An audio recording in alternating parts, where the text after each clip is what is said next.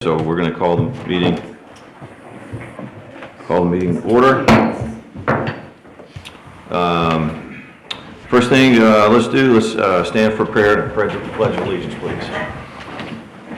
Mark, say the prayer. Please bow your heads with me. Dear Lord, we come before you this evening thanking you for the beautiful day that you've given us today and the blessings that you give us every day. We ask that you guide our hearts and minds during our meeting this evening to make decisions that are in the best interest of the water system and its members. And we ask that you watch over and protect military men and women, first responders, all those that work to keep us safe every day. We ask these things in Jesus' name. Amen. Amen. Mr. Campbell. Please join me in the Pledge of Allegiance. I pledge allegiance to the flag of the United States of America and to the republic for which it stands, one nation, under God, indivisible, with liberty and justice for all. All right. Thank you, everybody, for being here today. I would like to announce that we have a quorum. We have all the board members here today. Audio and video recorders are in use, and if you'd like to address the board, please fill out the member forum sign-up sheet. If you would, please. Thank you so much. Very first item on the agenda today is we're going to recognize an employee, Mr. Krigler. Yeah, so this is an exciting one. Mr. Clinton Wells is celebrating 30 years with the company. You know, I believe it was his father had a role in the founding of the company. I think Clinton worked in the building industry for a few years, and then came to High Navarre in his early 20s. I was 12, 20, 27. And he's worked here ever since. He started as an entry-level position, worked up to his current role as general manager. Certainly helps me out a lot. And he's been a critical part of this company for a long time. And even when I talk to utility people throughout the Panhandle and tell them where I work now, the first thing I always say is, "Oh, you work with Clinton," and usually say something positive. So he's very well respected, not only here but really in the industry along the whole Gulf Coast. So we're excited to recognize him tonight, and we're going to tell him he can't retire for several more years. So. Nice. Great job. Great job. One more thing. We found a picture on the right where he looks like one from his younger days. And then the third one is he's actually out there, still doing stuff in the field. So pretty good stuff. That was for show, I'm sure. It's leaning on it. We tried for get some baby pictures and couldn't find them. So so we'll do a. Do you want to do the? No gold watch. No gold watch. Nice. Gold plated. Yeah, that's red. President of the board, how about that?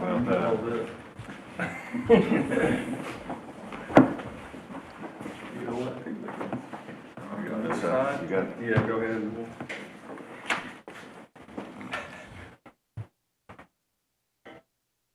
Nice. Very good.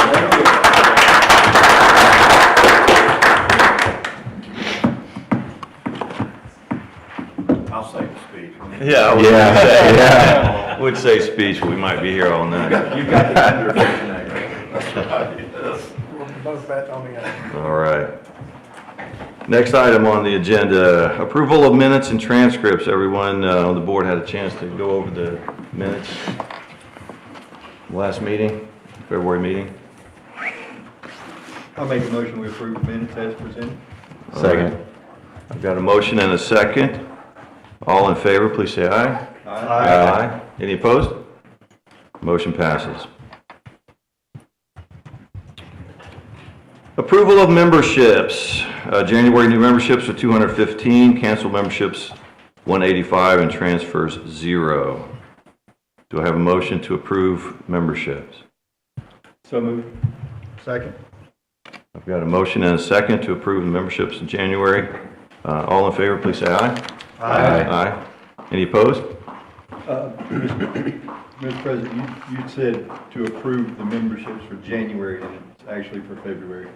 Oh, yeah, it says January on my sheet here.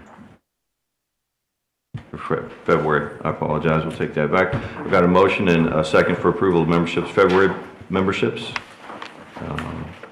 No objections.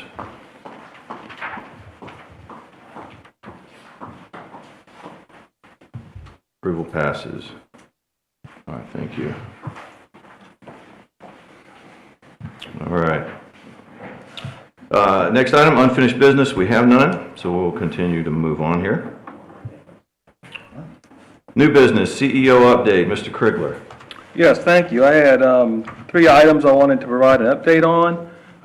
The first one was an event that our staff attended several weeks ago on a Saturday. This was an event at Navarre High School that they put on, where essentially they bring in heavy equipment, trucks, from different industries, and let the kids look at the equipment. Hopefully, get some interest in some of those type of careers. So we took one of our vac trucks out there, and we also took our new camera rig out there, which you can see in the kind of the top right, and then also in the top left is the new camera rig. The other pictures are all of the vac truck. So this is the type of event we want to do more of. Get out in the community, interact with the community. So I certainly appreciate Mark Turner and his group. Clinton attended as well. Everyone went and took some pictures, so we certainly want to thank the staff for attending this, but I just wanted to kind of just report about this type of event. We're hoping to do more of these in the future. A lot of kids like to blow the horn. That's also, there's a lot of kids there though, right? There was a lot. Yeah, that's really cool. All right, next thing I wanted to provide a brief update on our progress with implementing our recommendations from the forensic audit. We're making really good progress on those. The deadline we had in that for the majority of those items to have a kind of our finance manual put together is end of May. We'll hit that. We should have that put together for you, or at least a very good draft. We've addressed every item on there in some fashion. For instance, we've got drafts of all the policies and procedures, or processes and procedures, which don't necessarily come to the board for approval.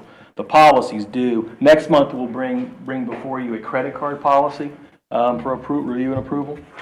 And like I said, we've made progress on all the items, except we're still trying to work out a plan to implement some of the training that it was recommended. We're going to do some training on our purchasing policy, which was recently approved, and also there was a recommendation to provide fraud training, and we'll probably find an online type class for that.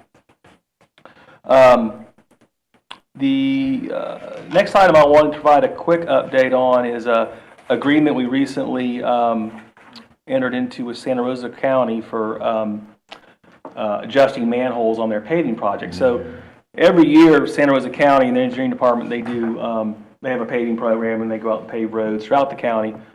Inevitably, several of those are in our franchise area. And in the past, they'll just pave over the manholes. So what we've done is try to work with them to say, hey, let us work something out where your contractor can adjust those manholes to grade so that we can continue to access them, and we'll pay you for that. So Corey had that agreement worked up with the county. We priced it out, and it looked like to be around, I believe, $24,000 was the amount. So it was within my spending authority, and the county commission approved that on March 14th, I believe. So just wanted to kind of update you on that, and it's an agreement with Santa Rosa County that we've moved forward with. Is that an annual expense amount Yes. for this year? Yeah, that's for the roads, for what they intend to pave this year. It really depends, our cost really depends on what they're going to pave down here that has sewer in the road. So year to year it varies. I think it was around $2,500 a manhole, $2,800 a manhole to adjust it to grade. Seems fair. Diesel, Clinton, just pour some diesel right on the manholes, it'll open right up. All right. Finance review of January, that should be February 2020. Mr. President, sorry, we did have an item. We have 2 gentlemen here from the Captain's Cove. So we can either address this at the end, or we could let them address it now, and if they want to stick around or not. Well, let's go ahead and address it now while you're here. That's fine. Mr. Tucker? Yes. Is that the letter at the very back there? It is, so there's a memo in the back. We weren't, it's in part of the engineering data. It's a memo to the board about kind of background on the issue and what our recommendation was and how we got here.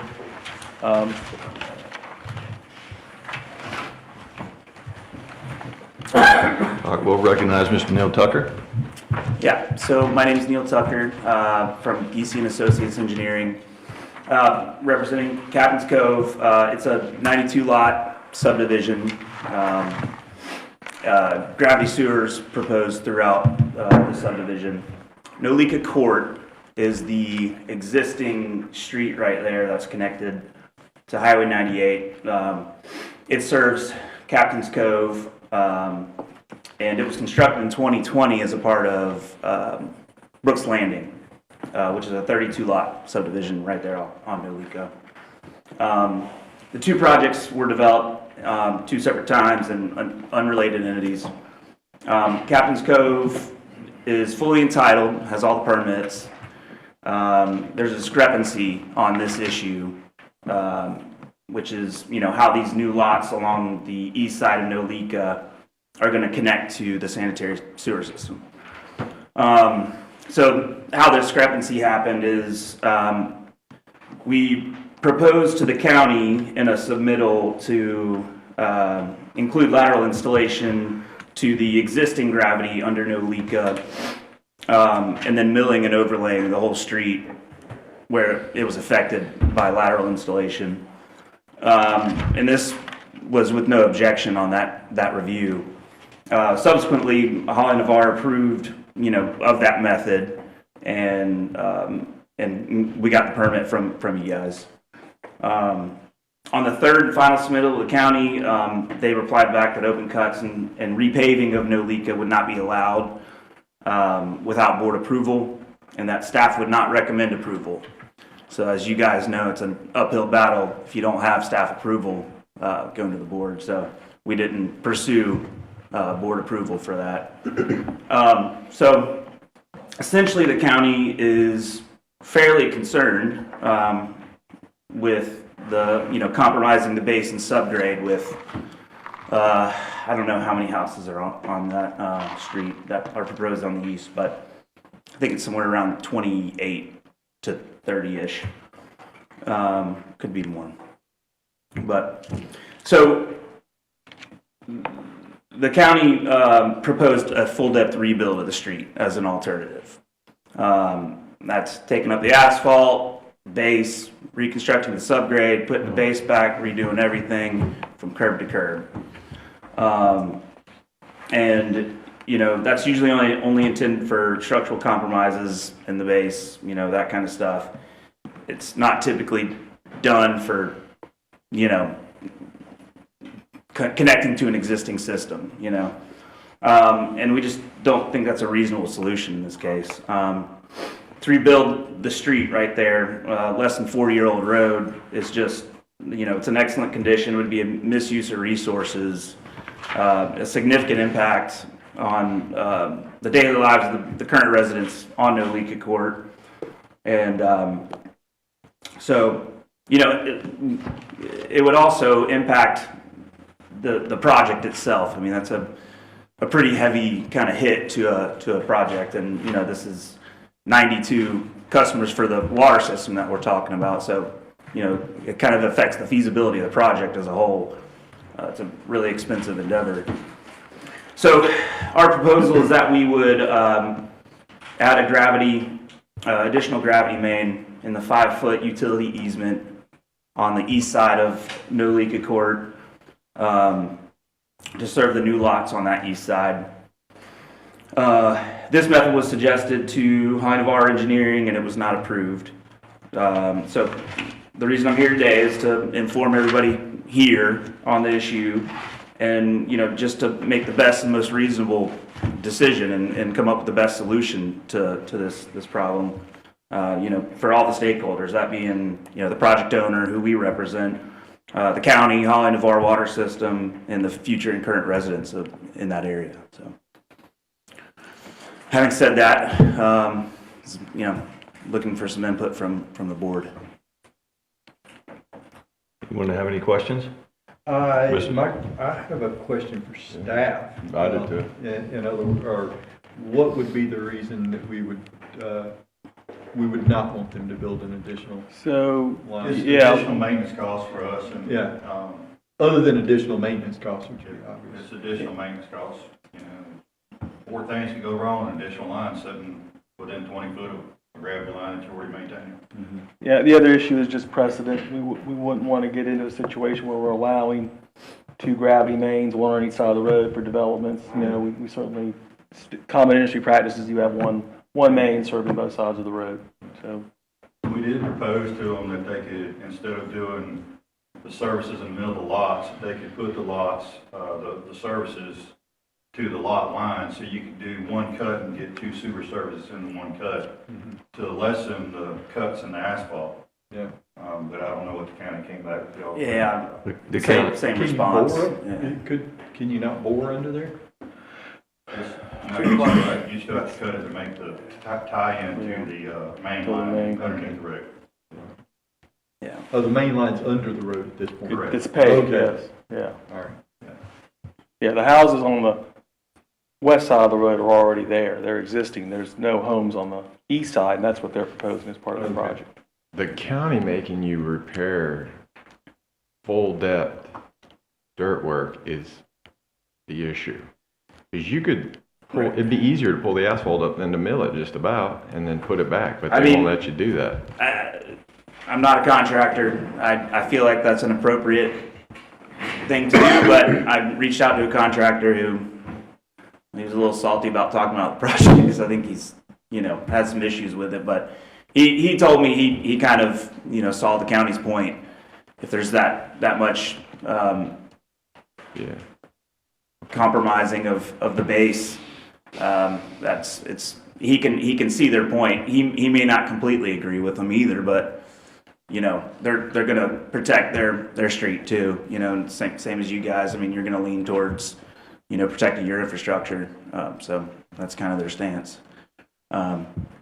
I guess my question is, I understand that it's additional maintenance. I can't argue with that, but what is the maintenance on gravity systems? I mean, is there a lot? Is it substantial?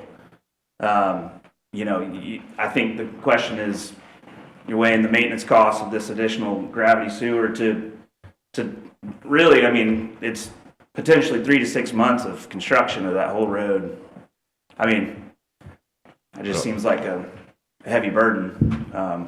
90 taps, 10 grand, it's almost $1 million. See, not all of them are tapped No. on that gravity line there. That's just, so all they're gonna be tapping off that road frontage right there. I think 28 is the right number, 28 lots, Okay. along with 28. no leak of The course. most practical maintenance issue, of course, is instead of having one low flow line, you have 2 low flow lines. You're gonna have to flush them out. You'll have to excuse me, Clinton and Corey and Jeff handled this more than me, but I think Corey had some concerns about it being in an easement instead of on the right of way. Is it in an easement? It would be, yeah, it'd be in but it's, standard to have a 5-foot utility easement next to the right of way now. The most practical is the flushing it. The stuff that's a little further out there, is long-term stuff with I&I, having to deal with people. You're on people's property in an easement instead of in a county right-of-way. If you ever had to do anything in terms of maintenance, I think that's pretty generally covers it. So, you certainly it'd be a don't. major task if we had an issue and we had to get up in there. Correct? Is that what you're saying? Yes. be a major You'd be task on to- somebody's property as opposed to the county right of way. So I will say, I was not aware of an issue with it being in an easement. That was never addressed. I could have explored, putting it in the right of way, and I can still do that. I wasn't aware that was an issue.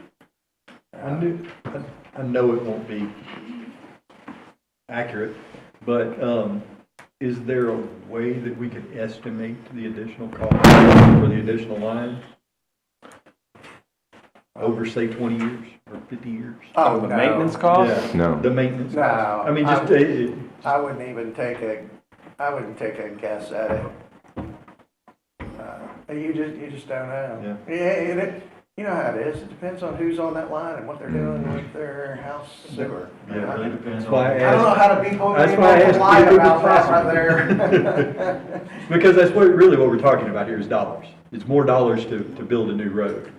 How many dollars is? Yeah, for these guys, Yeah, it's more dollars for them. them. It's For more these dollars- guys, you have to respect the fact they're Yeah. trying to, you know, Yeah, keep their costs. but it's gonna be more dollars for us to have a separate line run. Well, how many more dollars, you know? That I can't tell you. Yeah.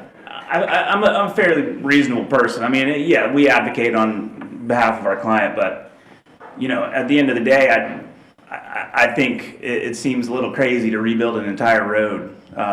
So that's, you know, I'm just trying to find the most reasonable solution. The most reasonable solution to me is a new gravity, you know, next to it. And it just, you know, to round everything out, I mean, we also suggested low pressure sewer. Not an option. And that was declined as well, so.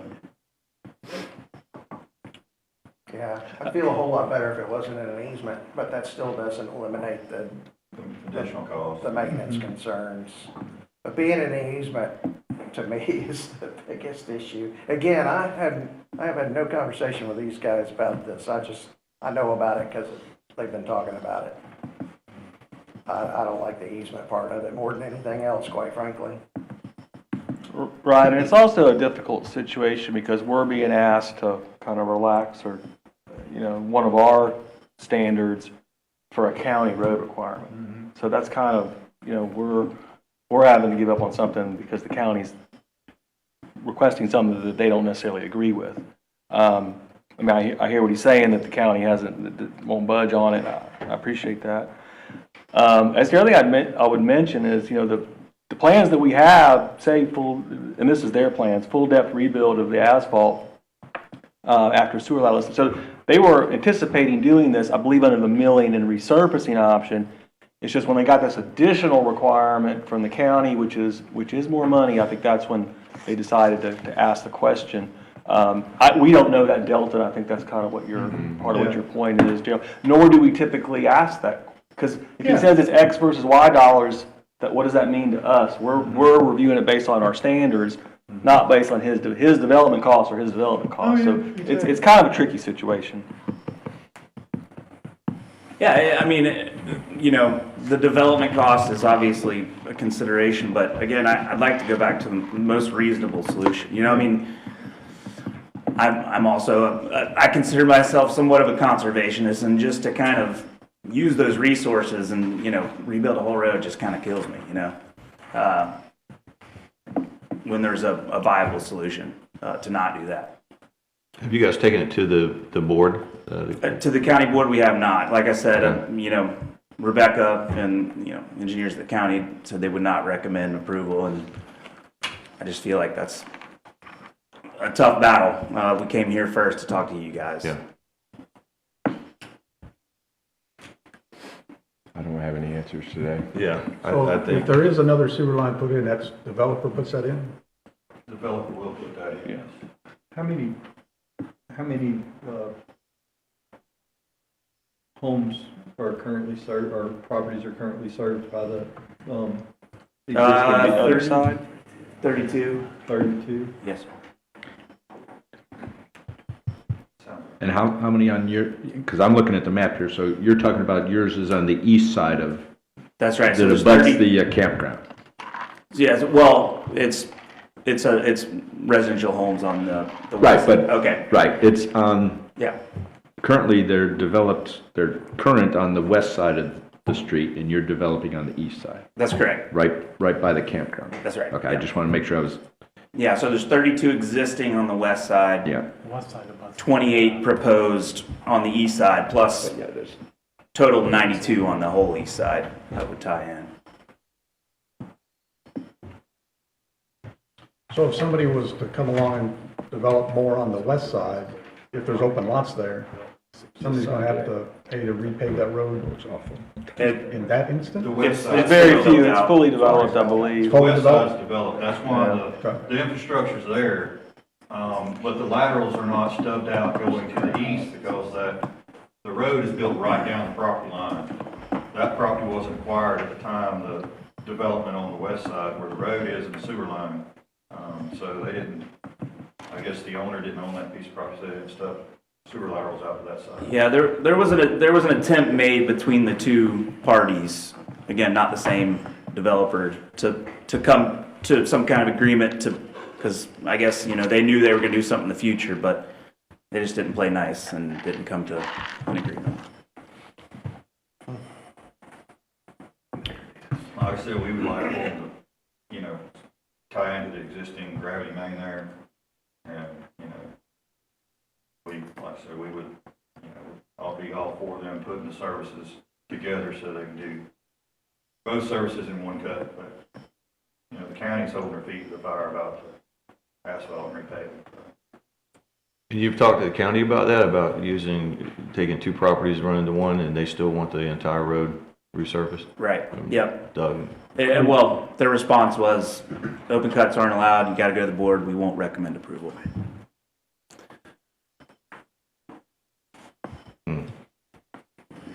So you haven't gone to the county board yet? No. To It's your expectation they'd say no? Yeah, I mean, anytime an engineer is, recommending something, they typically take their word for it, on an issue. It's not like the zoning board. Yeah.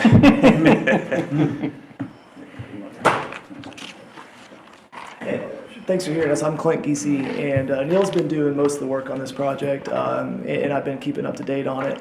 And at first, when looking at the issue, it seemed like we could do it a lot easier, go in there and put the laterals in without having to rebuild the whole road.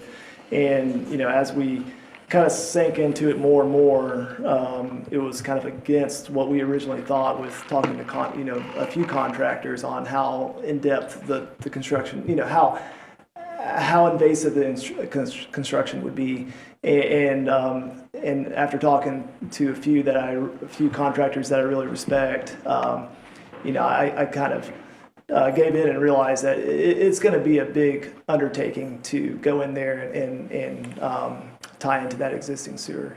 And so, talking with Neil, it's like, well, and we didn't really consider coming to you guys to talk to you until it really hit me what impact we're going to have to the current residents that are out there. We're saying 3 to 6 months. We don't know. Construction it's hard to get people moving right now. And there's going to be 32 people out there that's going to have a hard time backing out of their driveway. It's going to be a nightmare for them. And so that was the main purpose of talking with Neil. It's like, we at least need to come to you and put that in front of you. Sure. It's one thing for the developer, and I agree with Neil that it doesn't seem like the most reasonable solution to rebuild the road. But for me, it was just let's for the sake of the residents that live out there, let's come ask you guys and put that in front of you.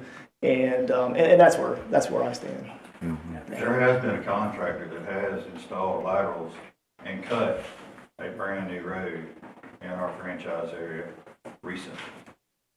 So Was it a county road? Was it a county road? County road. Okay. But did they have to replace it to the county requirements? I thought that was the issue here, is how much, to what level do they have to replace it, what requirement level? I'll tell you what, let me check and make sure it was a county road. Let me get a little more information on that, but I know it was done. These guys might want to know that information too. They could take that to the board. County Yeah, commissioner. there's another method, Yeah. I mean, it looks like you guys are in a tough spot. Yeah. It's a lot of money. Yeah. And the way it was laid out originally, they didn't take into account anything being on that other side.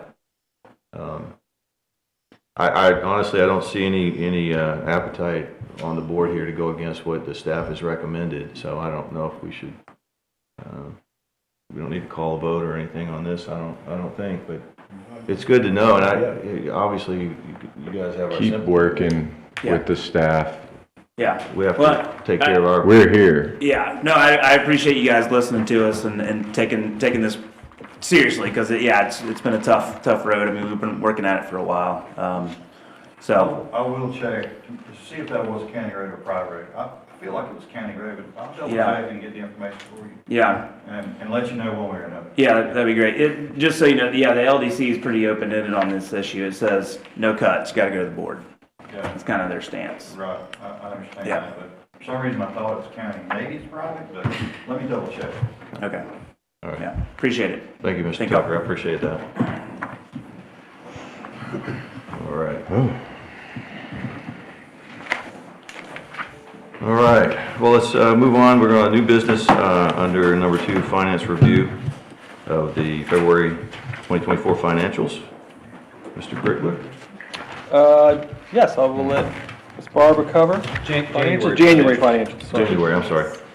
January. Getting confused. Keep them honest, So Mark. nothing out of the norm. The January water and wastewater impact fees were up from previous year, and the water and wastewater sales were up from previous year. Keep in mind that the new rate increase was effective February, so that would be on February statement next month. The overall administration and water expenses are right on budget at 8%. For wastewater expenses, we're under budget at 6%. Did have a spray field pump replacement at the golf course in excess of a little over $23,000. The net income was $60,713.06. So that was year-end month. That was it.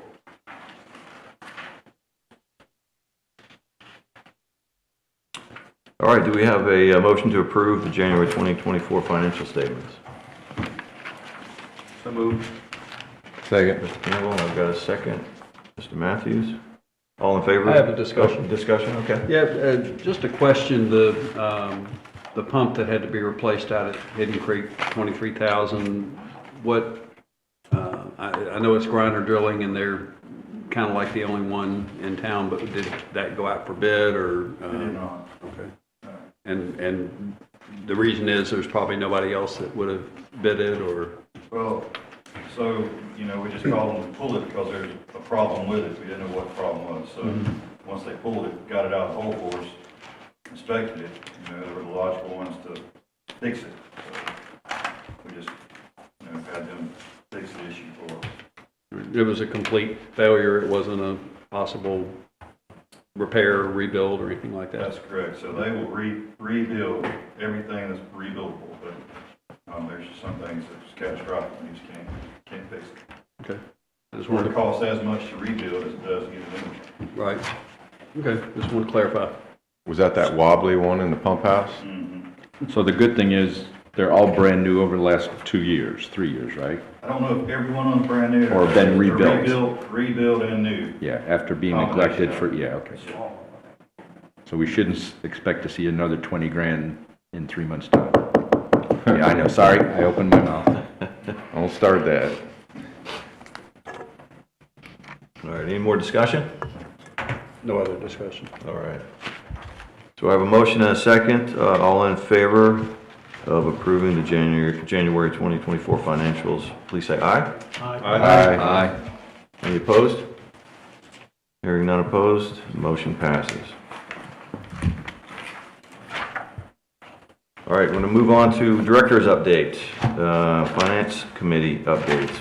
Mr. Lowe. I was unable to attend the meeting. I had a medical procedure, so I don't have any updates, but I will have Okay. So more information. I covered for both. Daryl also had an appointment. Yeah, So, with that. like Barbara said, we're at that 8% overall, some of them. The only thing of note for the board is for the restricted capital, there was a water line improvement line item of $18,000. It was correct me if I'm wrong, it was a carryover from last year. It was in the budget for last year. We didn't think we needed to do any this year, so that's why you're seeing the negative. But because it came out of our bank account, it's not really a negative for that, right? But it's on, you'll see that on the capital, restricted capital. Had a discussion, and I think Clinton and Jeff were going to talk to Phil about making sure we have a line item for their because obviously we always want to improve our water lines and at least to make sure something is there to make sure that we cover if something comes. And that was, correct me, that was Ortega Street, that we did that improvement? We did improve it on North State. Take. Yes, that's correct. Other than that, nothing of note. Okay. Mr. Lynchard, you have anything? No, I was out of town. Okay. Or out. I had a conflicting engagement. Okay. Pension Committee, Mr. Linnell. I was not present, I think Mike was. I was. It was pretty uneventful. They informed me that we are now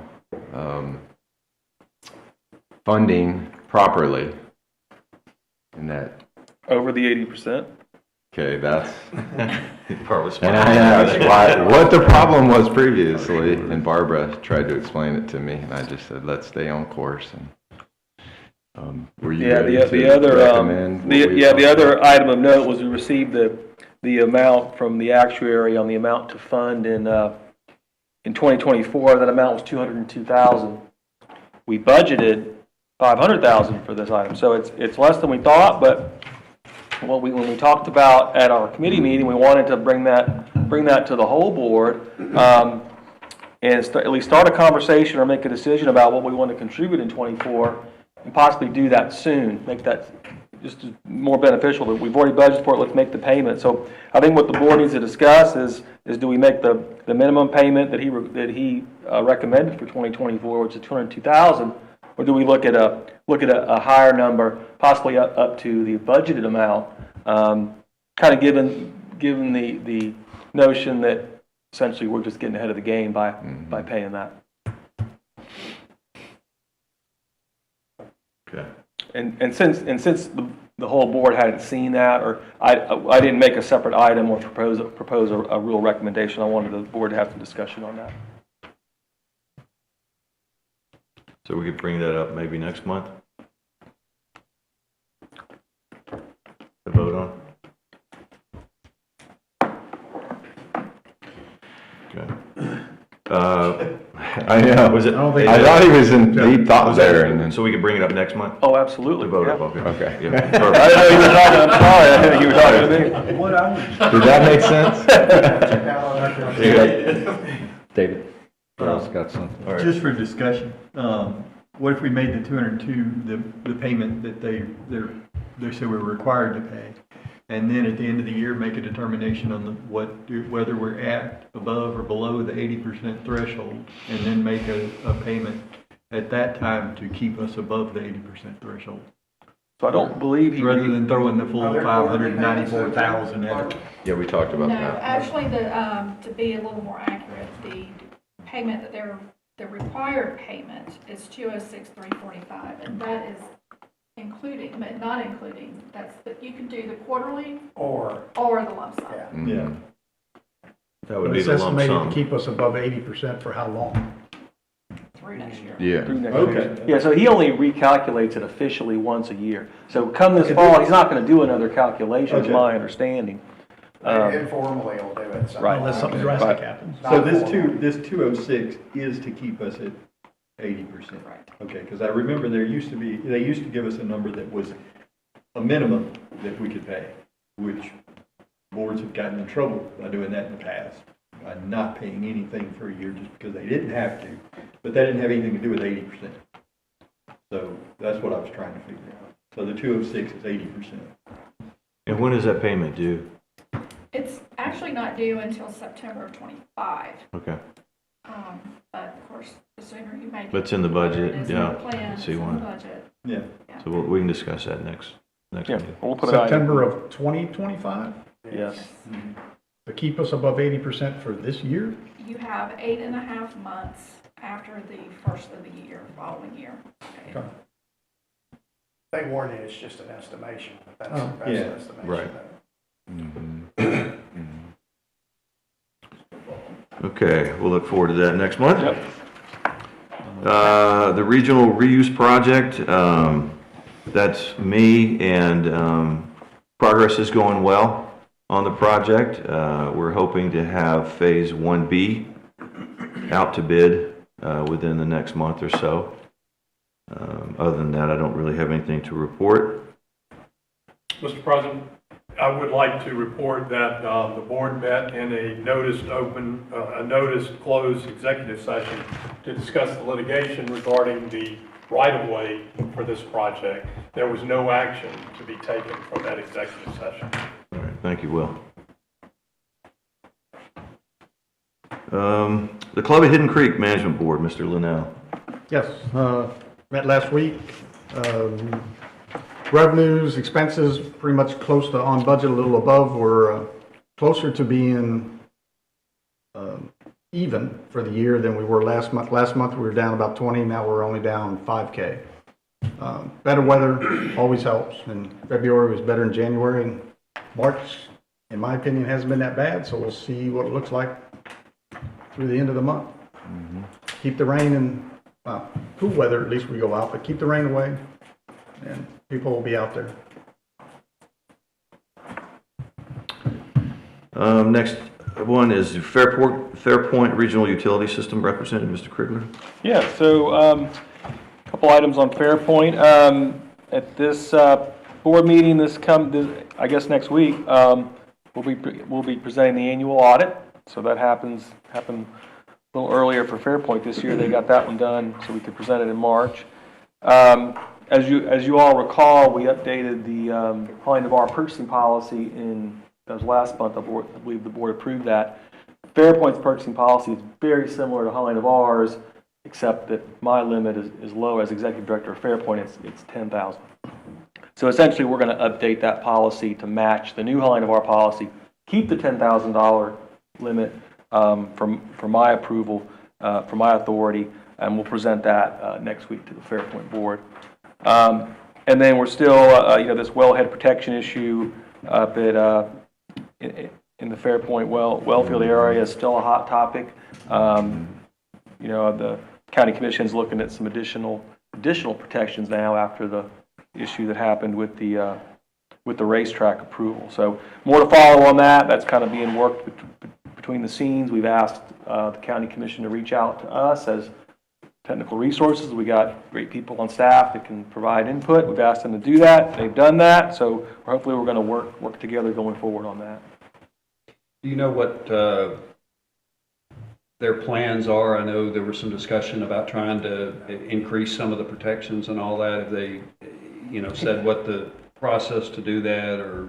Well, so the process I thought was a change to like the LDC or that annual process. I've since been told that's not the case. They can do it at a board meeting if they notice it properly with this particular ordinance. As far as the actual changes they're recommending, I think they're still kind of working through it, and they're going to kind of present those to us for any review before they do anything. I know they talked about increasing the setback area around the wells. I've heard that one. Yeah. That one will probably be presented. Past that, we're not quite sure. I think they're going to do some research and look into what they can and can't do there. So. Yeah, I think that decision caught us all by surprise, especially seeing how the zoning board voted. That would probably be But municipal engineering services, Mr. Phillips. We finished our end of the year stuff, nothing changed from the auditors, so assuming Don has confirmed 8 a.m. in the morning, we will vote to return Holly Navarre $67,000, $65,000, something like that, earned from Holly Navarre last year. So. Nice. Yeah, thank you. Yeah. Keep it coming. Well, that's actually profit we earned off of you. That's not the excess third-party profit, but that gets returned to you no matter what. Yep. All right, member services, we're going to discuss credit card fees. Mr. Krigler. Yes, so we have a Edmunds ERP implementation that's going to affect our member services. Looks like that will happen in May. As part of that, that affects how our members pay. Edmunds will be involved in that, and National Payment Solutions will still be involved as well. So Edmunds provided us with some options, different options for how the members can pay and what those fees might be. And to even look at that, I kind of asked myself and asked staff the question, well, how do our members currently pay their bills before I can even, make any decisions about what we should change? And what we found is that 2/3 of our members pay by automatic bank draft. After that, the most common method is people will bring in a check. That'd be in-person checks at 10%. And then all the other methods after that, people calling in, coming in person to pay by credit card. We also have bank-directed payments, which is kind of like a push payment. And then people pay on the website either by a bank payment or paying by credit card on the website, which is kind of a third-party payment method. So that's how they pay. And then let me go to the next slide, which is what are the current fees paid by our members when they pay their bills. So that this is not hauling of our fees that we have to pay our third-party providers. This is what do the members have to pay for their bills. So there's no charge for any of those first 5 or 6 options there, but if they use the bank payment through the third-party website, that's flat $3. If they want to pay on the website with credit card, $3 flat fee. Edmunds provided a couple different options for the credit card payments, a flat rate as well as a percent of the bill rate. And so what we've come up with, and this slide just shows what the current fees are based on the payment method, and then proposed fee. So the items we're looking at changing would be if you come in and pay by credit card, it would be 2.95% fee in addition to your bill, and that would match what it costs to pay on the website. So currently, people that pay on the website by credit card paying this fee. People that come in and pay by credit card. All right. So we think this makes it more fair, distributes those fees a little bit better. Plus, we think the percent of the bill is better than the flat rate. So an example of that would be anybody with under $100 bill is going to have less of a fee. That would be a $3 fee on a $100 bill if you used the flat fee would be. So that's what we're looking at.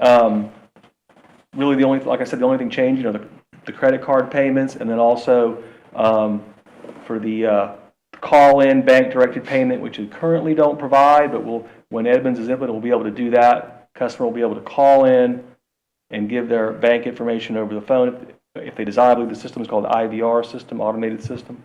That would have a $1.95 fee, and then the website check, which is the third-party bank payment online, would be a $1.95 flat fee. So really not a ton of changes. The in-person credit card, if we go back to the numbers before, it's about 8% of our members pay that way. It's about 1,500 people, so it would affect about 1,500 of our members would be affected by that. So, like I said, we think this is a fair way to do it, better than the flat fee on the credit card payments, and we'd be looking to implement this, when Edmunds goes live for member services.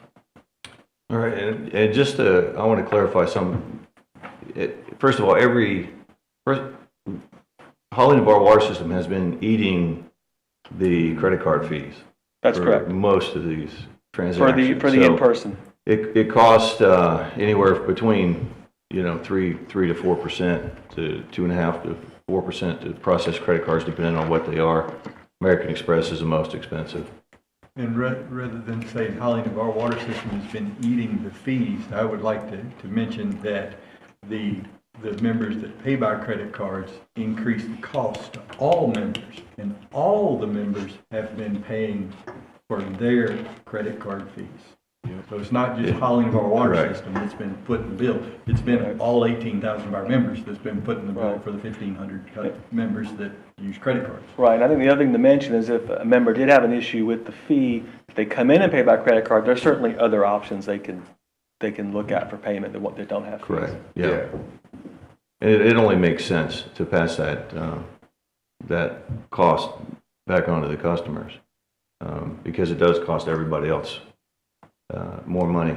And I think this is very fair. You look at the restaurants in town, almost every single one of them now go to, you pay with a card and you have to pay an extra 3% or whatever it is at the bottom of the card, which really should have been done a long time ago, but now times are getting tough, so everybody's passing these costs back on to the members. I'd like to open up for the board discussion. Anybody else have anything before we go? You want to just do a motion in a second before we start discussing? Yeah, do that. Okay. Do we have a motion? I'll read this out. Motion to approve 2.95% transaction fee to be paid by the member for both online and in-person credit card payments, and a $1.95 fee for e-checks to be paid by the member. Do I have a motion? So moved. Second. I have a motion and a second. Any discussion? Yes, I would like to, Mr. President, I'd like to ask the staff if the 2.95% fee, as well as the $1.95 fee, are those our actual costs? In other words, does it cost us 2.95% for that credit card fee? Or does it cost us $1.95 for those web checks or those bank-directed payments? Because I think it should be based on cost. Well, it varies. That's the problem. It varies depending on the credit card. If your credit card has any cashback awards, if it's an American Express, if it's a Platinum. So those cards are all going to be different. It depends on how the mix of those cards depends on the mix of. But just from being in the restaurant business, 3% is very fair. That's what I was averaging, around 3%. Okay. And the $1.95 fee? Is that going to be an actual cost to us? Yeah, there's a cost for, That was the recommendation that Edmunds, that's their standard. yeah, that's their fee they charge. Okay. And it does not match, that's what you're asking. No, what I'm asking is, if I go on the website and do a web check for my $100 bill, does Holly Know Our Water System pay $1.95 and then charge me $1.95, or do they charge me $1.95 and then pay 50 cents? Or does it not cost us anything and we're just charging our members $1.95?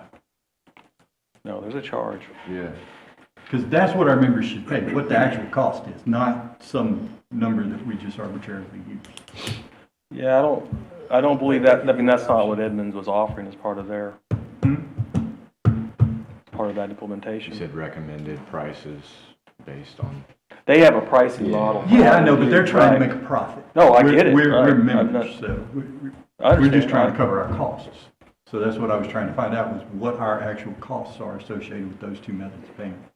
I don't know what Edmunds charges for the e-checks, and I believe it was President Crumbly who mentioned the variable in the credit cards, and that's. Yeah, the credit card variable on the credit card, I understand. It's the checks that I'm asking about now. The $1.95 fee, is that a fee that we're paying, so we're collecting it from our members? It's was their recommendation, and that's what we came to you with. I don't know what the charge is for an e-check through Edmunds. I would have to. Okay. That was Edmund's recommendation that we charge that? To recover our cost, I think is what they're doing. Yeah. They're gonna charge Holly Navarre something. Yeah, They're exactly. recommending that model. I think Daryl's question is, what is that something? Yeah, We don't have in that other, number. just like I said, Exact just like number. I said, I don't think that the members that don't use credit cards should be covering the cost for the members that use them. I also don't think that those members that use credit cards or bank drafts or web checks should pay more. Just statement that they have than our options, costs. so Two they things. can choose whichever one they want. They don't want to pay $2. Can you go back to how many people actually do the web checks? I think it was like 3%. It's not much. But Daryl, if you'd amend your motion to say at the actual Edmunds cost, I'd second that. I kind of agree that. Is Edmunds, I understand Edmunds is a software provider, but the Edmunds, are they the ones that are going to be charging us these fees? For those particular services, yes. Okay, so we should be able to get the amount from them that they're going to be charging us. Yeah. So 5%.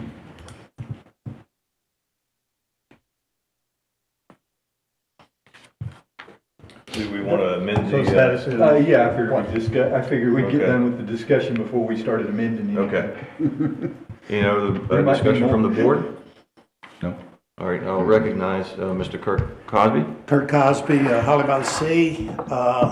I've got a little experience in this. My small business, I had to drop my merchant service account about 5 years ago because of this very thing. I agree with, it sounds like y'all aren't sure on the numbers. The main question is, what is your merchant service paying you on each item? And I notice you leave off the most important one, where almost every company gives a discount, and that's on auto pay. Are y'all giving a discount on auto pay? So, yeah, that's what That's the the bank. Correct. bank draft is. It's where Okay. we pull That's the auto pay. payment from your checking account. You And provide now us you with your want, checking. now you want to charge about. No, it's zero. It's free. No, sir. It's zero. Zero current, zero Oh, proposed. okay, I see it, okay. So if you're on auto pay, it's zero, and it's always been zero, right? Okay. And the back and forth with the staff, that, the same concerns I have, some of the same concerns I have that Mr. Lynchard brought out. It seems like you're not answering exactly what the numbers are on each category. I'm just concerned that you don't want to make a profit, just like Mr. Lynchard was talking about on a fee. And it's going to change, it's going to keep changing. These guys got a real good racket going now. Because I wanted to keep, I had it made on my little small business.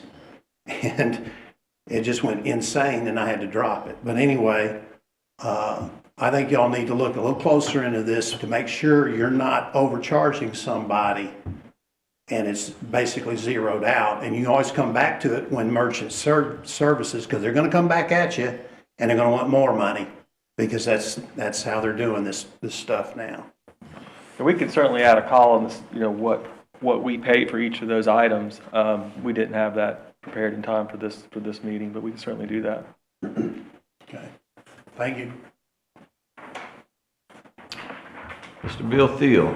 Bill Teal, PJ Boulevard. I just want to, the lawyer in me says this credit cards include debit cards. Just somebody wants to pay with their debit card, that's not up there. I think you need to, I don't know if the Edmunds charges for a debit card or not, but I suspect that they do. Because most of them. True. So it probably needs to be credit/debit.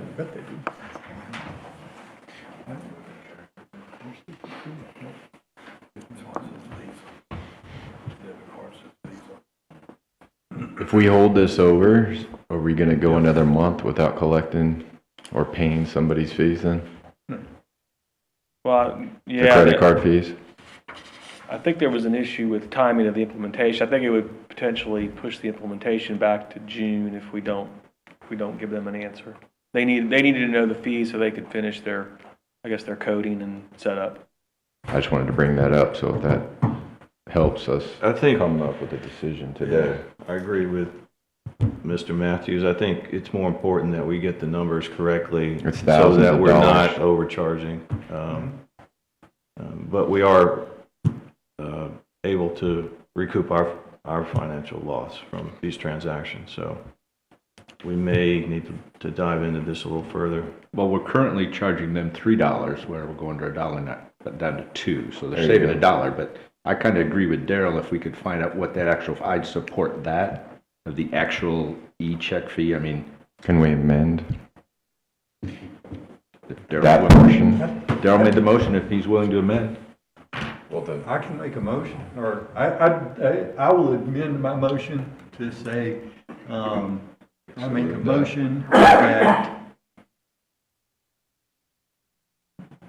I'll just withdraw my motion, because I don't know exactly I how to do agree. it. I really want to know what the actual costs are before I make a motion to this board, or Right. even vote on anything, to be quite honest with you. I don't like the idea that Edmund suggests we should charge this much. That doesn't sound to me like this is what it costs us, and that's what I want to know. No, Bill made a fantastic point, because when we switched over to this system at our business, debit cards, they did not charge the fee.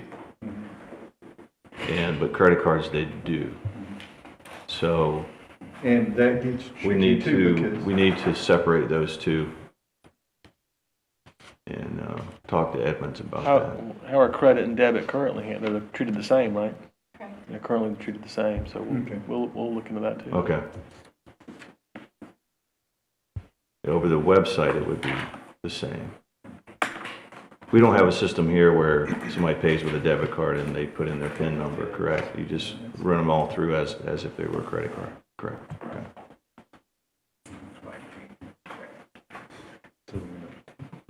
All right. All right. I recommend you make a motion that you just mirror your merchant services company fees.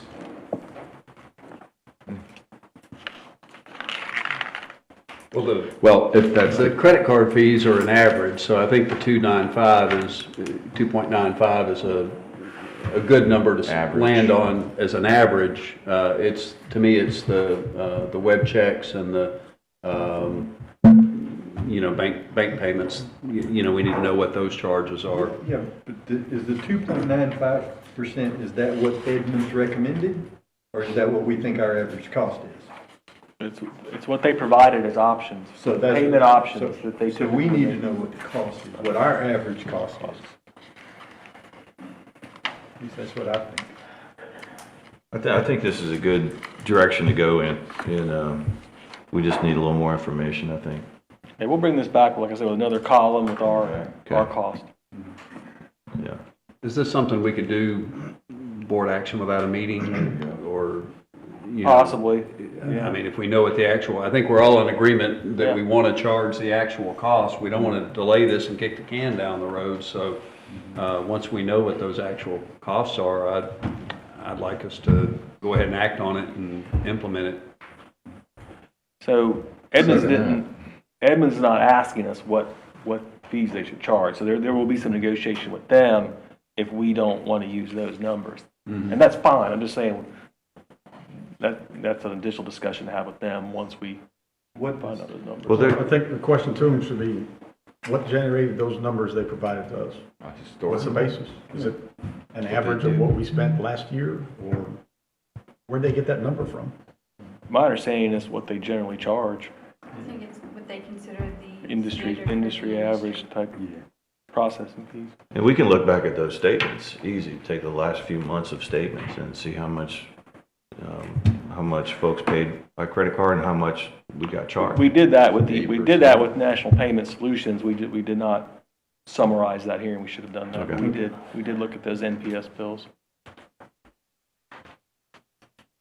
Table it. Right now, Edmonds So- doesn't have any actuals for us. We're not using them yet. Correct. Okay. So it's not based on our cost. May or may not be, we don't know. They don't have the data. They don't have it. Right, Okay. exactly, yeah. Well, I can understand the industry standard, but it's not based on our cost if they don't have any of our data. That's true. I mean, it may be very close. Just don't know.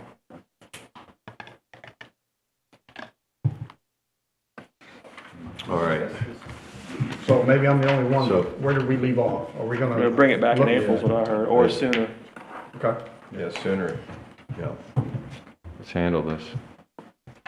So to be clear, the motion was withdrawn. Yes. Yes, I withdraw. withdrawn.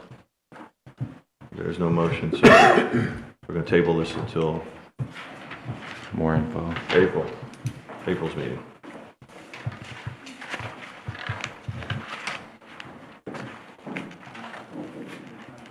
Okay, item number 5, here we go. Award a bid for the Club of Hidden Creek cart fleet. Mr. Krigler. Yes, so our current golf cart fleet with Yamaha, that lease is ending at the end of November of this year.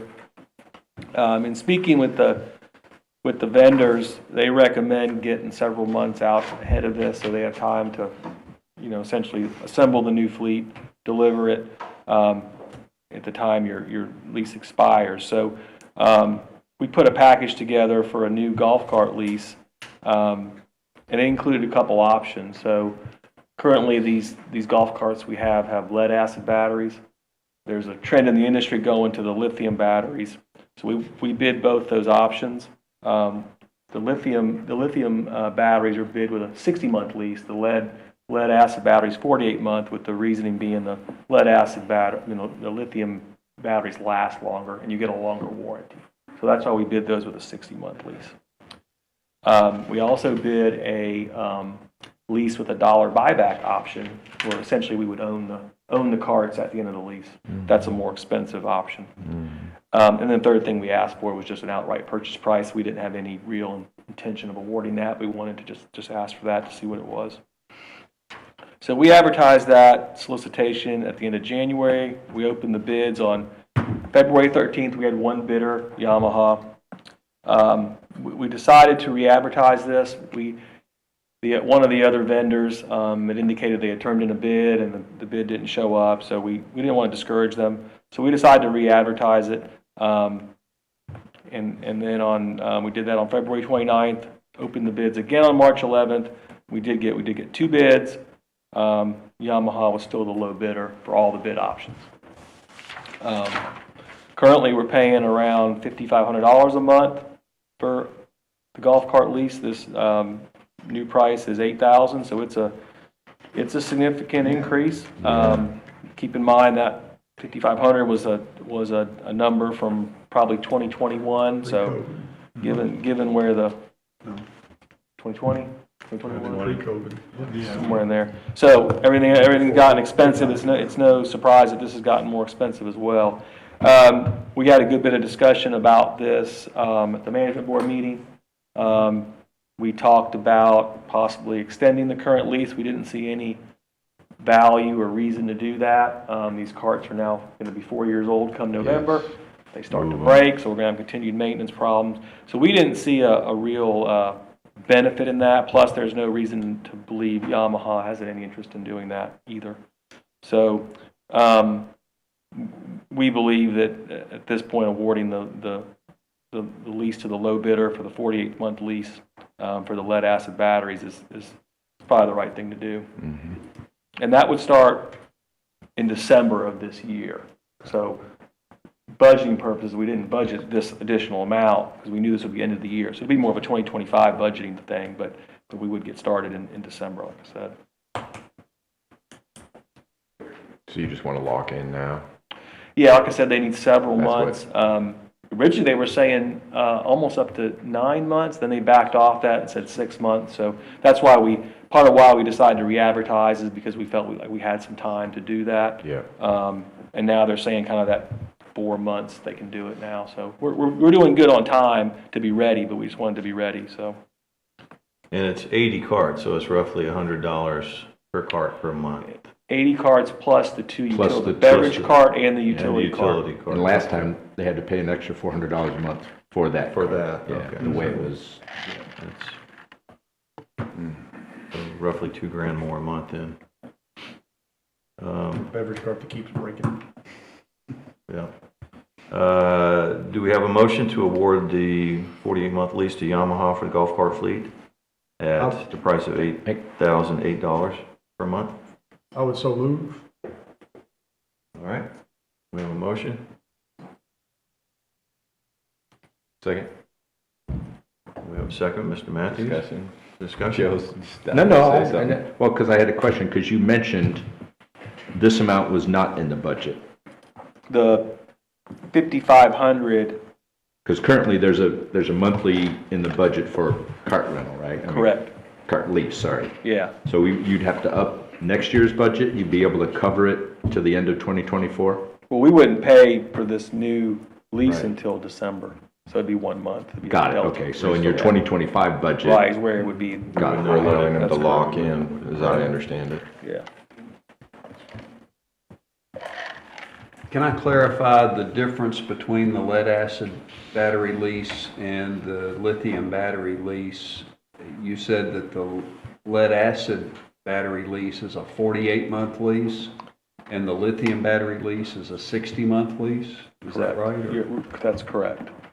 Once again, with the idea being the lithium batteries last longer and they provide a longer warranty. So we try to lock that in for a longer period. But we still were comparing monthly costs. So the comparison is still similar, but it is a different one. But the lithium battery would be $91.28 a month for 60 months. That's correct. And at the end of it, we don't own anything. Correct. They get them back. I'm looking at the purchase option, And, you know, Extra $4,000 a month. Extra $4,000 a month, if I read it right. These carts are abused. You want But to you move own them down the road after a couple Yeah. years. You do not want to buy $4,000. a rental car. You want to move away fast. 48 months, move it. That's my 2 cents, 3 cents. Plus, they all already have the infrastructure for charging and all that out correct. there with the lead batteries. well, they provide the chargers as part of the, Yes. Okay. Yeah, the lithium, they would have to switch those out and provide those. but that's included That's in their, included, the charges are in included. their quote. That's correct.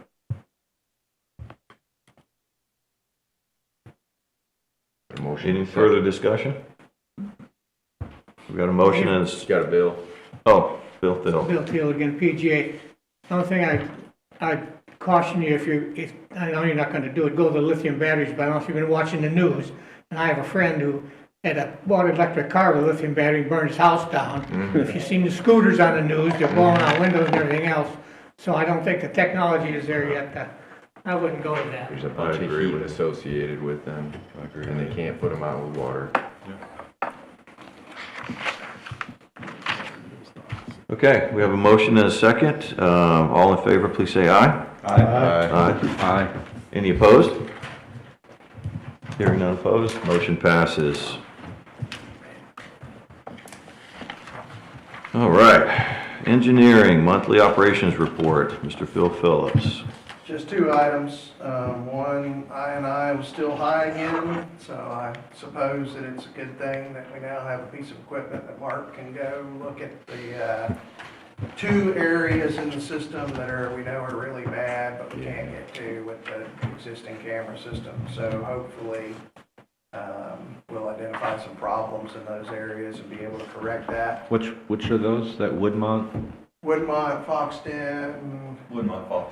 it's the two primary ones. There's a couple other smaller areas, but those are the two primary ones. And then I was under control for pretty much all of last year, and then like last month, It's or right. January, Yeah. February. We've got, Infiltration. yeah, we got hit more rain than we had there for a while. This 221 right here seems more infiltration than inflow to me. I think the original numbers, when we started seeing the rain again, probably were more reflective of water entering the system through openings. I think we probably have a little bit of high groundwater going on right now that's hurting us, more so than inflow. I could be wrong about that. That's just a gut feel based on just what we've seen over the years, but it's there anyway, and that's bad. 221,000 gallons a day is, back to levels we haven't seen in a very long time, so we don't want it to last a very long time. Anything else on that one? When do you think he'll be able to get out there? Oh, His team? he's actually already done 2 sections of it, Okay. just in the last couple of days since That's they good. delivered, or since they actually showed us how to use the. First drop, they found a vertical lateral, taking them groundwater for sure. Okay. First trip. Water loss was again high this month, and Clinton can add what he wants, but as I understand it, the water loss this month we still think is reflective of the fact that we had a bad meter from Fairpoint up at tank number 6. So we're, I think, hopeful that that'll show that gets corrected substantially next month, now that they've fixed that issue up there, so. That's all I've got. All right. Member forum. Anyone that hasn't spoke yet, like to get up and address the board? Ms. Carmen Reynolds?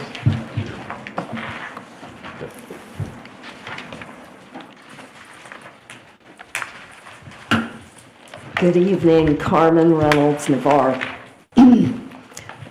2 subjects. The manhole covers that the county, you're going to work with the county on. Could I get some clarification on how they're going to notify you all of that? Do you have the list of the roads that will be repaved in the district down here? We do. I believe they do give that to our system engineer, yes.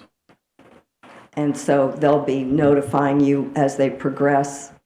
Okay. Yes. Wonderful. Number two, as you know, the Watershed Protection Committee is out there trying to beat the drums to protect the wellfield protection area. Fairpoint and the subsidiary water systems were caught flat-footed with the intent to install approve the variance for the racetrack gas station within the wellfield protection area. And it was considered okay to put that in 4,000 feet from one of the Fairpoint wells. The lack of coordination with this body and with Fairpoint on this was, in my view, unforgivable, and it was spoken to by Mr. Krigler. He spoke up and said, in the future, there needs to be better coordination. I've briefed this for years up there, that is a considerable breakdown. Now, to wait for them to come to you all to offer some additional protections is kind of putting the cart distinctly after the horses out of the barn. So this is what I am recommending to the directors on this board. Two things. Number one, I am asking you all to prepare a letter to the county documenting what you would like to see as protections in that area before you all are given crumbs. And to substantiate what I'm saying, Midway Water System has already prepared their board of directors a letter that is going to the county as well as DEP about their concerns about the wellfield protection area. That is your jewel box. That is what makes you all and our members able to have a water system. Secondly, Fairpoint must take the lead on this, and they must lead and do the same because they lead the subsidiary water systems. What is getting ready to happen that you all do not know about is the county has some plans in the wellfield protection area. What those are, we do not know, but the rumblings are they intend to put sizable industry in there. That is a secret now, but it will be revealed in the next 4 to 6 weeks. Number two, there's already a plan by the city of Milton to take the Whiting Fields wastewater, which is a Superfund site, clean it up with their system, which doesn't remove any of the forever chemicals, any of the personal care products, any of the heavy metals, any of the pharmaceuticals. They're going to, via a pipe, go under the Blackwater River, and they're going to distribute it via spray fields on 38 to 77 acres in the wellfield protection area. That is y'all's jewel box. That is what we depend on for 51% of the members of this county to be serviced for potable water. If that is done via spray fields, it in other locations has contaminated the groundwater. There is research and documented scientific evidence, which I briefed the county on Thursday. They didn't even blink an eye because I don't know that they're going to stand up and do anything if you all don't make an issue of it as a Holly Navarre Water System Board and a Fairpoint Regional Utility. These things are serious and could affect the future of Fairpoint's wells because there's already PFAS identified near one of your wells in May of 2022. Those are the forever chemicals, and they want to add more of those into your wellfield protection area upgradient. Do you have any questions? I am begging you all to take the lead and be proactive here, both as a board and as Fairpoint. I do have a copy of the letter that Midway's Board of Directors has created. If that would give you a starting point. I also have my slides that identify some of the protections that that we could insist upon that go in there. Otherwise, we're at the back of the cart here, accepting the crumbs they're going to give you all. Ms. Reynolds, I'm going to push back a little bit on what you said about this board not being. I was at the county meeting, Jeff was at the county meeting, and all representatives from Fairpoint, Gulf Breeze, and Midway were there. Mr. Krigler got up and spoke, the same things we talked about at the Borough Pit, right? I'm aware of They that. know our position. Their minds were made up. You could tell that by that when he got up. The only thing we didn't have was a geologist with his little mask, but we'd already done that with the Borough Pit. Okay, so believe you me, at least Joe Campbell personally, I took my time and I went up there that night and I sat there and listened to it, and I was aghast at how they could just sweep aside without asking any more input. So the only thing I would agree is I would have liked to had our own geologist person there, but we had the resident expert and they knew our position. So Absolutely. And a geologist has pushed back on that with information that counters what the hydrogeologist from Jacksonville provided.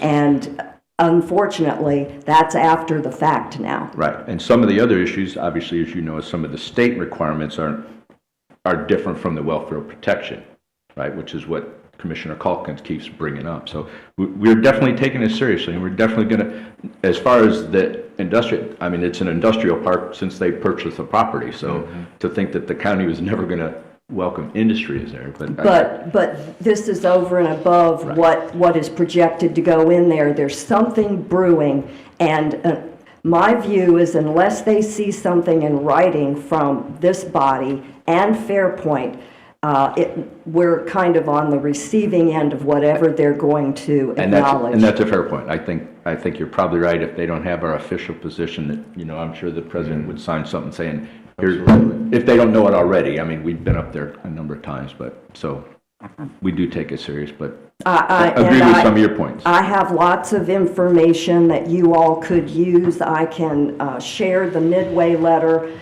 whatever it takes to take the lead and get a placeholder there, because I don't think they really respected and coordinated with the body that looks out for 51% of the entire county for potable water.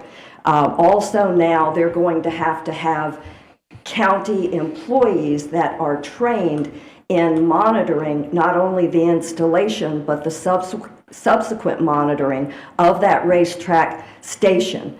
And so this is going to be labor intensive for the county, whether they're going to learn how to do that or not. I feel that this is just the entry level, and there will be more subsequent things like this happening in there. The other thing you need to know is that the geologist that countered this, that wasn't able to speak up during that time, he included a non-compliance fine for $10,000 to a racetrack gas station that went in with the new technology. They didn't have their people trained on the sensors and the monitoring. So what good is that? They were being fined $10,000, but that hydrogeologist didn't happen to mention that. And we were a bit of a hindrance because we couldn't rebut what he had said. But I assure you, when we stepped out of that room, all of us, the Fairpoint board, got together and said, we agreed with you. This is not the last we're going to hear about it. So I want to assure you of that. And I'm not trying to undercut anything you all did. I'm just saying that you all have the power. Fairpoint and this board has the power to register a concern, not only with DEP about what's going on, getting ready to spray via spray fields in y'all's area with that stuff after they've hooked it up to the prison lift station, which is the most problematic lift station up there, and frequently with rains is overflowing because it's located in the wellfield protection area. Thank you very much. I have a question about what testing our effluent that we spray on our own spray fields, what all testing requirements are there? How often is it tested? What all chemicals do they test for? I mean, I'm assuming Our that there's. permit has a laundry list of things that we test for. I certainly can't recite all of them. It's a lot of stuff. That report goes to FDEP, right? That's correct. But what's coming out of Whiting now, even after their 3 granulated activated carbon filters, is not, it's still got PFAS in it and other things. So those filters are not foolproof, and those are going to be sprayed in the wellfield protection area. And I'm sorry, but I thought that that might be very important to you all, but maybe I misunderstood. Thank you. No, I guess my point is that if they're going to be under the same testing requirements and there is, levels of PFAS in the effluent that they're going to be spraying. And I have those test results. That should be public information that we can monitor and, object to, take action on, I mean, does DEP give Milton the right to spray PFAS in our wellfield Well, protection area? that's where I I'm mean, going it seems with to this. me like a whole bunch of people would be going to jail if that was actually happening. Well, that's what I'm saying. Can we get their test results and find out, are there levels of PFAS in I have the their test effluent? results, and yes, there are levels of PFAS, and there are also other fuels that are in there, stuff from Whiting Field, because it's a Superfund site. We're talking about TCE, trichloroethylene, and many others that travel like wildfire once they get into the groundwater. They have the potential of moving 5 miles within a week to 10 days. That's according to the geologists that work this with the local the leaking underground storage tanks for the Department of Health. And so I have those test results. You all let me know who I need to send them to. I have the Midway letter, and DEP is getting ready to approve that permit, for those 2 permits for the city of Milton. And I asked that the county not grant permission for that to happen, and DEP is wanting to expedite this because they're in the business of facilitating processes, developments, et cetera, and the only thing that's going to stand in the way of that is for an entity that has standing to register a concern via their permit process. And that is why we met with Mr. Krigler 2 Fridays ago. The folks from Milton were down here, and my colleague at the Watershed Protection Committee, because we were very concerned and we felt like we had a moral and a professional obligation to bring this to y'all's attention. So one thing to keep in mind here is that DEP doesn't regulate PFAS on the wastewater side. The current regulations that are proposed are on the drinking water side. Wastewater is probably going to be down the line some. So the discussion that I had with Carmen and the Save the Blackwater folks, they wanted Fairpoint to be involved in essentially filing a petition to request an administrative hearing for DEP's permit that they issued for the city of Milton Sprayfield. It was just to enter an item of concern, just a one line, we have a concern. Right. So we don't have anything that says there's any PFAS in that wastewater. I think if you have something, please send it. But I have numerous tests that shows that. Jeff, can we just make sure we talk about this at Fairpoint next week? Absolutely. Thank you. I was going to say that I'm absolutely on board with, after the decision to install that gas station, it became very clear that the Fairpoint Regional Utility System and Holly Navarre Water System and the BOCC don't have the same priorities when it comes to our drinking water. And I'm absolutely on board with becoming more aggressive, and instead of, getting behind the situation like kind of what happened with this gas station, we get in front of these situations, and any kind of letter, any kind of meeting we could have with the county commissioners, anything that we could do to raise the awareness of the wellfield protection area, I think is only a good thing. And we should be more aggressive trying to protect that area. And don't they get a say on what happens in their county and in their wellfield protection area? Why is this not a decision for the county to allow this to happen?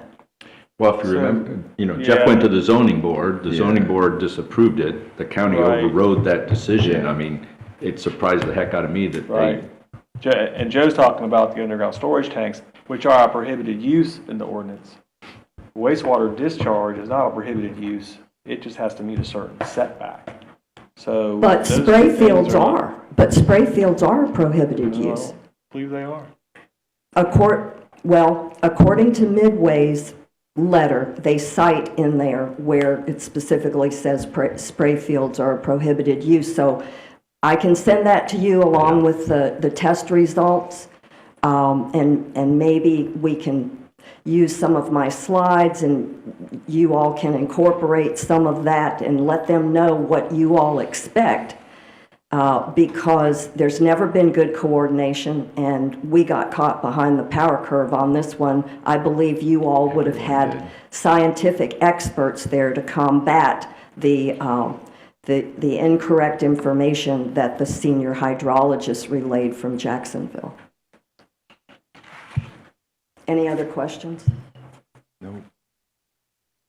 I don't think so. Mr. Reynolds, thank you so much. Yes, and again, they're not gonna do anything unless duly DEP hears that you all, Fairpoint has a concern, Holly Navarro water system has a concern, and the county knows that you guys have things that you expect to see in there and that you don't like this use of the wellfield protection area for spray fields from a Superfund site.